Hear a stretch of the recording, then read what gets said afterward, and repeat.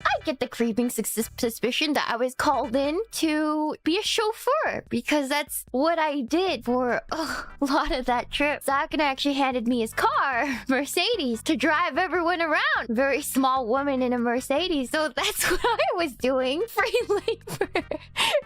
Yes.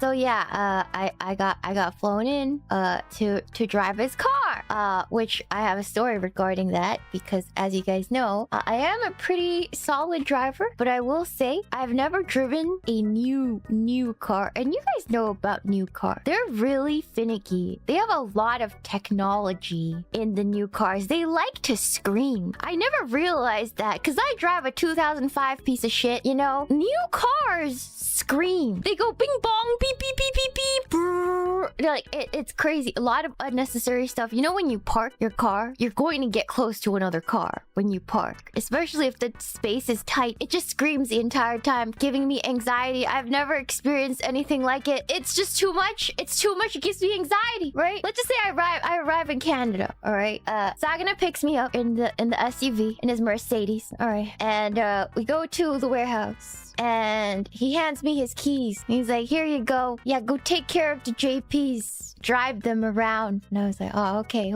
I got you. And he was teaching me how to handle the car and stuff. And I was like, this is so many buttons. What? The little, like, gear shifter isn't even where the gear shifter should be. No, I drive an SUV, guys. I drive a 2005 Toyota SUV. It's completely different from driving a 2024 Mercedes. It was insane. I have a soccer mom van. I do. It's just a piece of shit, okay? I know it's a piece of shit, but you know when somebody cuts you off on the road or treats you really badly and you see them park, let's say near a Walmart, I could take my piece of shit car, park real close, piss them off, and be like, yeah, fucking hit me. I'm not the one driving a Beamer. Can't do that with Sakana's car, to be fair. I know they feel primal fear because I'm an Asian woman in an SUV wearing sunglasses. When you see that, why would you even bother cutting me off? You should feel primal fear in your soul. Let's just preface this by saying I've never been in an accident, ever. I've driven since I was 16. I go to the Airbnb. It's a huge mansion. It's like a huge mansion. I've never really been inside of a house that big. Actually, that's a lie. I've been in a big house before, but like this is probably the second biggest house I've ever been to. Huge driveway, double garage, and a giant boat is parked in that drive. It's big enough so that you could park 3 cars and a boat on that driveway. A big ass fishing boat. It's parked on the far right side of the drive. So the day goes on. I make plans with the girls, and they all get thrown in the trash. Because I get a call from Sakana. And Sakana's like, I need you to come by and help me pick up 2 people. You know, I'm the kind of employee where I don't ask questions. I just do. Which Uruka was telling me I should start asking questions. I don't ask questions. I just show up. That's literally how I end up in half the predicaments that I do is because I never ask questions. Right? Uruka was like, Shiina, you should start asking questions. But I didn't ask questions. I just showed up. I was on Sakana's timeline, right? The whole time I was with Sakana. Remember, I'm driving his car, right? His SUV. So I was holding up the keys while we were talking, trying to signal to him that, you know, he should maybe drive. It's his car. So imagine my surprise in which he didn't take the keys from me. And we get to the car, he climbs in the passenger seat. I'm like, Miss Rat, please. I'm like, all right. I'm like, all right. In my mind, I was screaming, but I was like, all right, I'm gonna have to accept Sakana's the passenger princess today. This is fine. I've been demoted to chauffeur. This is fine. So I start backing up the car, right? And this was near the warehouse. You know, I do the old-fashioned thing where I put my hand at the back of the seat, look back, and back out, you know? And Sakana laughs. And I'm like, what's wrong? And he's like, you know, points at the front dash. There's a backup camera. You don't need to do that with this car. And I was like, oh, okay. I've never used a backup camera before. I don't, because my car doesn't have that. You know, it predates that by like at least 10 years. So I'm like, okay. And we meet up with some other girls for dinner. We grabbed dinner. It was like a hot pot place. Right, it's a hot pot. Just remember what he said, right? Remember that. So I was like, okay, you don't need to use, I don't need to do that because this car is a backup camera. So we have dinner, we're eating, and this is cursed. This is so freaking cursed because the tables only fit 4 people, and we were total 6 people at this dinner. So there was 2 people that were going to be stuck on another table, right? So we go sit at the tables. The girls all sit down. Sakana sits at the other table, and I'm standing there like, I could do something really fucked up right now. I could just leave him alone, but he looked so sad. He looked so sad that I was like, man, I feel so bad for this guy. So I decided, I was like, it's okay, I'll just sit with Fishman. But the intrusive thought was I could do something really fucked up right now and leave him and just pull up a chair to the... He is paying the bill too. See, he's paying the bill, right? So it was like, okay, I feel bad if I leave him there, and he's paying the bill. And so so like we're eating, right? And it's like an all-you-can-eat hot pot place. And it was sad because the girls on the other table ordered like huge stacks of meat. Like there's so much food on the other table. And then on our table, because Sakana's on a diet, I eat like a freaking bird. So our table looked like a diet, like it was mostly vegetables, and like it was so sad. And it was the saddest table ever. The girls were like eating big stacks of meat. Sakana and I's table was just soy miss again. All right, to be fair, I was eating so much meat at the other dinners that by the time I got to hot pot, I was like, I just really need fiber in my body right now, you know? So I was grateful, but it just looked really sad, you know? And at that dinner, when we were done, Sakana laughs. He's like, and I'm like, what? He's like, I realized I could have just driven this entire time. I remember this is after a whole day of me chauffeuring him around. All right, so anyways, right? So I'm like, this freaking guy, I should have just left him alone at this table, right? Okay, fuck my Chungus life for real, man. He takes pity on me. So we drive back, right, with all the girls in the car. We drive back Airbnb, and then it's been a long day. I've been driving nonstop for like 8+ hours at this point. And then he goes, oh, don't forget to pick up this girl at the airport at 1 a.m. And I was like, okay. At this point, I've been driving all day, right? I've been up since like 6 or 7 in the morning, right? And I gotta pick somebody up at 1. It's like, you know what? This is fine. I'm being fed. It's going great. It's fun. Great. Awesome. You know, I ate so much food. I was really tired, but there was nobody else. And this girl was gonna stay with me at my Airbnb. So Uruka was a little worried about me because I seemed very tired at that point. So Uruka was with me, and she was like, you know, I'll go with you, just in case, because Uruka can actually drive, and she's a pretty good driver. I've been driven around by Uruka. So Uruka, so kind, so lovely, gets in the passenger seat, right? And I start the car. And remember what Sakana said about backing up? I was about to do my classic right hand on the back seat, look back, and well, I promptly, so I was like, I don't need to do that. So I looked at the camera and promptly back Sakana's Mercedes into the boat. I don't know. Okay. Hold on. Let me show you a picture of what the camera looks like, because this is fucked up, right? Okay, hold on. I got a picture of... I took a picture. I'm like, okay, so this is what's fucked up, right? Doesn't it look like I still got 2 feet of space? Doesn't that look like I have 2 feet of fucking space? Oh my god! So, there's that, right? The thing is, the boat is tall. It's tall, right? So it cracked off a single tiny panel on the back of Sakana's car, and I was freaking out. Uruka got out of the car and was like, let me check it. And I was like, okay. I put the car in park. And Uruka comes to my window. It's like, you might wanna, there's a, and I was like, oh no. So I get out of the car. All right. I get out of the car. I'm like, I'm so fucking screwed. All right. I see the crack and I pick up the pieces of Sakana's car.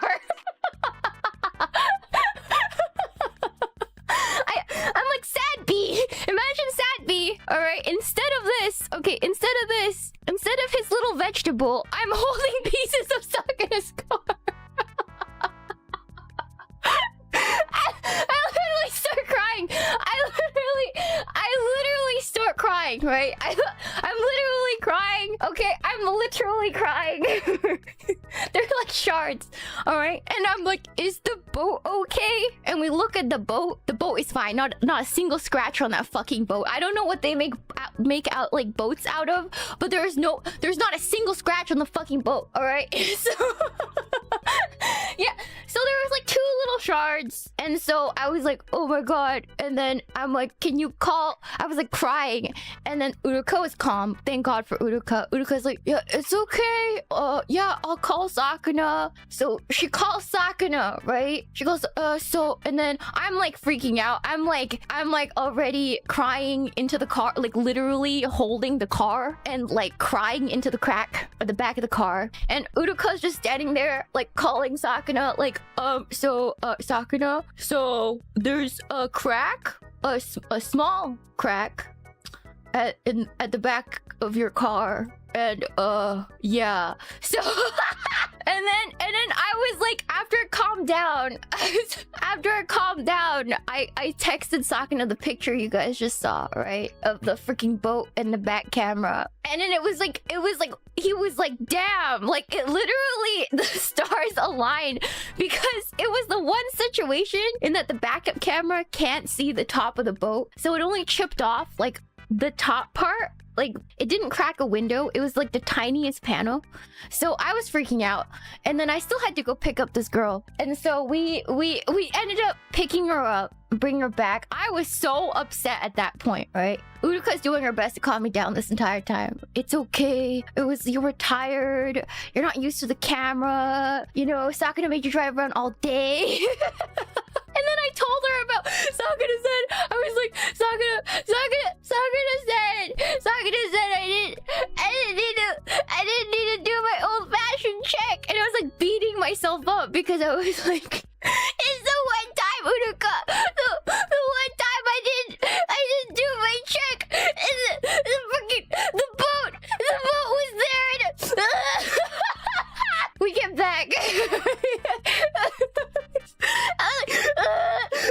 You know, so that day, apparently Uruka goes up to sleep in her room. She's rooming with 2 other girls, and apparently they were yapping all night. But I had my own room, so I went, and I was so done with that day. You just imagine me holding Sad B, looking at his face, and being like, fuck today, Sad B, and promptly went to sleep.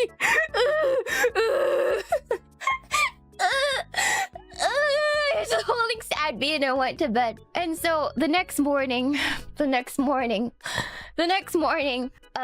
get up, Sakana calls me. I was like, Shiina, can you bring the car in to the body shop? I'm gonna get it checked out. And I'm like, okay. So I had to do the drive of shame to give Sakana the car. So I could take it to the body shop. Alright. And then and then I had to hand over the keys. And I was like, I am so sorry. And he's like, it's alright. And then he goes, gets it checked. And he's like, the body shop guy was so confused because he had no idea how we broke this particular panel. And he's like, luckily it's not really expensive for this particular panel, and we got really lucky. But yeah. But apparently the body shop guy was like, how the fuck did you do this? And he just said, we backed it into a boat. Which made even less sense. The body shop guy was befuddled. He was so confused.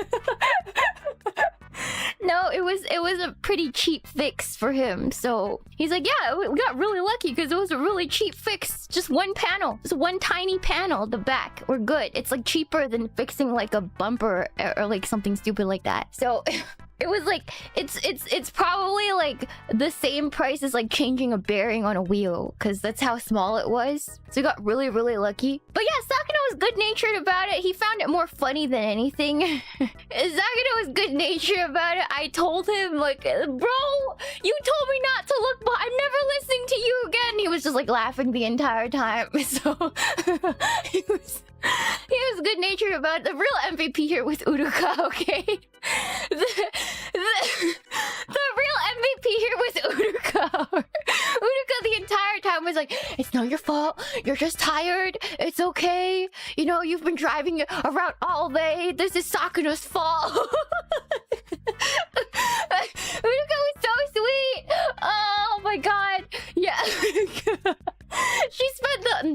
night, like being like, "It's okay, Shiina. I know you're beating yourself up right now. Like you're."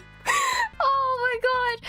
Yeah, so bless Uruko. Uruko was such a calming presence this entire trip. Uruko was so sweet to me. Oh my god. Yes. Yeah, it was great. It was great. Yeah, so now I'm gonna have to I have to wear that badge of, I guess, Shiina crashed Sakana's car into a boat. I guess that's gonna be my legacy. I guess this is it for me, guys. This is my mark on this company. Yeah, just imagine Sad B holding 2 shards of Sakana's car. I broke it! It's over! Thank you so much for the Shuba Tachi. Imagine crashing into a stationary object. Truly impressive. Jesus Christ. Anyways, yeah, thank you so much for the Shuba. Pickle cucumber boat goes binted. Ben's goes dented.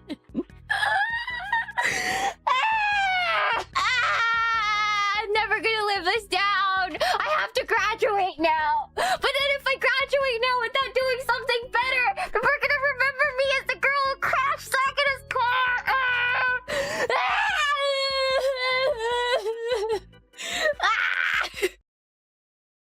Everybody, make sure to like, comment, and subscribe to Low Effort Clips. That's right, Low Effort Clips, right here on YouTube.com. Yeah, and hit the notification bell. Yeah.